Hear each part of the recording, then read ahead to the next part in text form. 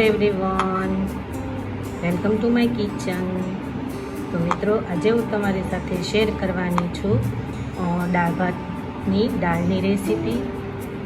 તો આ રેસીપી છે તે ખૂબ જ ટેસ્ટી અને ખાવામાં ખૂબ જ મજા આવે એવી બનશે, અને આ દાળ છે તે ખૂબ જ સરસ એવી બનશે।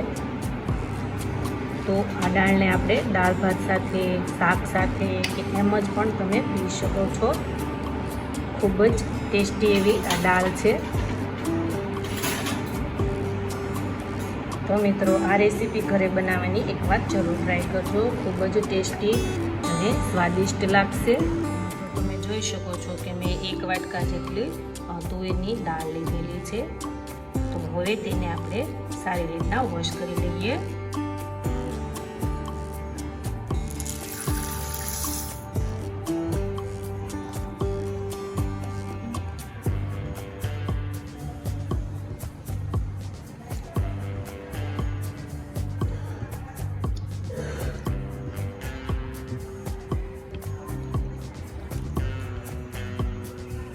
તો આ રીતના આપણે 2 થી 3 પાણીએ વોશ કરી લઈશું। જોઈ શકો છો કે આપણી તુવેરની દાળ છે તેને આપણે સારી રીતના વોશ કરી લીધેલી છે। તો હવે આપણે તેને કુકરમાં એડ કરી દઈશું।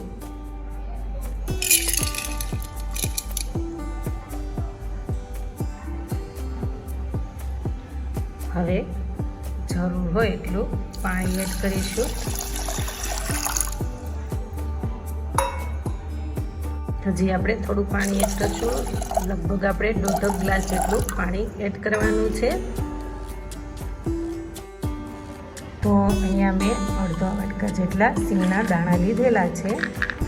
હવે તેને આપણે એક કોટનનો આવી રીતના એક રૂમાલ લેશું અને તેમાં એડ કરી અને તેની પોટલી વાળી લઈશું આ રીતના, અને વચ્ચે ગાંઠ વાળી લઈશું। તો હવે જે આ પોટલી વાળેલી છે તેને આપણે કુકરમાં મૂકી દઈશું, જેથી કરીને જે આપણા સિંગના દાણા છે તે પણ દાળની સાથે બફાઈ જાય। તો હવે આપણું જે કુકરનું ઢાંકણ છે તે આ રીતના આપણે બંધ કરી દઈશું।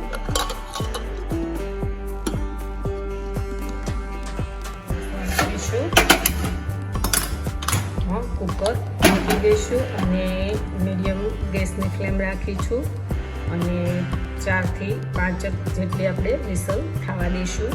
હવે આપણી જે દાળ છે તે બફાઈ ગઈ છે। તો હવે આપણે કુકર ખોલી દઈશું। તો તમે જોઈ શકો છો કે આપણી જે દાળ છે તે એકદમ સરસ એવી બફાઈ ગઈ છે,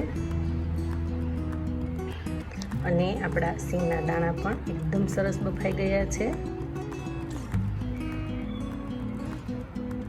તો હવે તેને આપણે ક્રશ કરી લઈશું। તો તમે જોઈ શકો છો કે મેં બ્લેન્ડરના મદદથી દાળને સરસ મજાની ક્રશ કરી લીધેલી છે। તો હવે એમાં આપણે બધું જ એડ કરી દઈશું। 1 ટેબલસ્પૂન હળદર પાવડર એડ કરી દઈશું। ટામેટા એડ કરી દઈશું।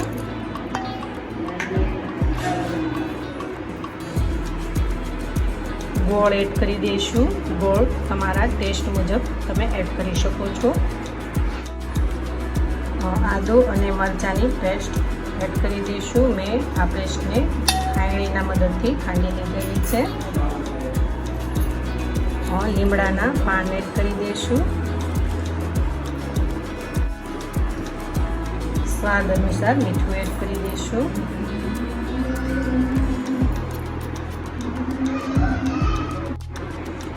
લીંબુનો રસ એડ કરી દઈશું, 3 ટેબલસ્પૂન જેટલો। ગેસ ઓન કરીશું અને દાળને આપણે ઉકાળવા મૂકી દઈશું। દાળમાં તમારે જેટલું પાણી એડ કરવું હોય એટલું તમે કરી શકો છો। જો તમને દાળ જાડી આવતી હોય ઘટ જેવી તો ઓછું પાણી એડ કરવાનું, થોડી તમને પાતળી ભાવતી હોય તો થોડું વધારે પાણી એડ કરવાનું। હું અહીંયા થોડું પાણી એડ કરું છું, લગભગ મેં 1 ગ્લાસથી 1.5 ગ્લાસ જેટલું મેં પાણી એડ કર્યું છે। હવે જે આપણે સિંગના દાણા બાફેલા છે તે એડ કરી દઈશું। હવે તેને સારી રીતના ઉકળવા દઈશું. ત્યાં સુધીમાં તેનો આપણે વઘાર કરી લઈએ. તો તમે જોઈ શકો છો કે આપણી દાળ છે તે એકદમ સરસ એવી ઉકળી રહી છે.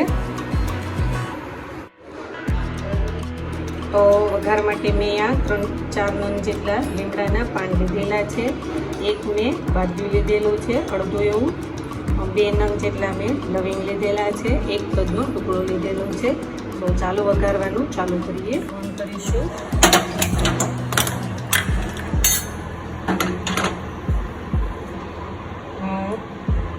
3 ટેબલસ્પૂન જેટલું તેલ એડ કરી દઈશું.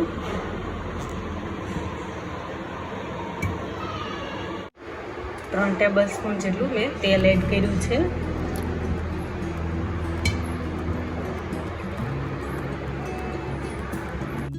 તો તમે જોઈ શકો છો કે આપણી જે દાળ છે તે એકદમ સરસ ઉકળીને રેડી થઈ રહી છે.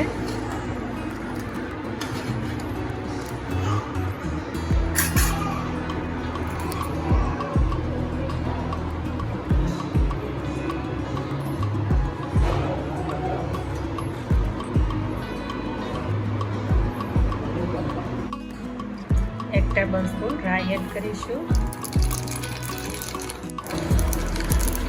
1 ટેબલસ્પૂન જીરું એડ કરીશું.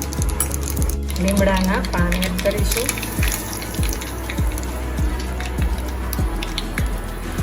તજ અને લવિંગનો એડ કરી દઈશું.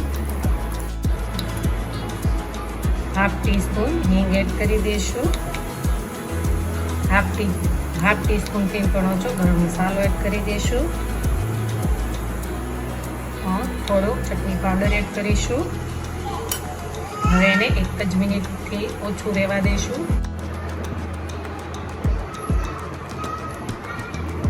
તો એકદમ સરસ આપણો વઘાર રેડી થઈ ગયો છે. તો હવે આપણી જે દાળ ઉકળી રહી છે તેમાં એડ કરી દઈશું.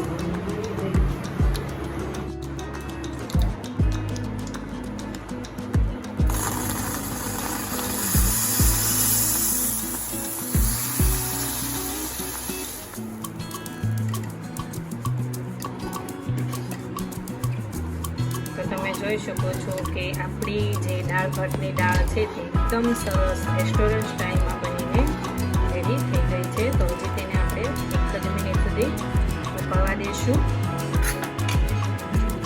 દાળ ભાતની દાળ બની એકદમ સરસ છે. તો મિત્રો મારી ચેનલમાં મારી ચેનલને લાઈક કરજો, શેર કરજો, સબસ્ક્રાઈબ કરજો અને મારા આવા જ નવા વિડીયોને જોવા માટે બેલ આઇકોન બટનને પ્રેસ કરજો, જેથી કરીને તમને મારા નવા વિડીયોની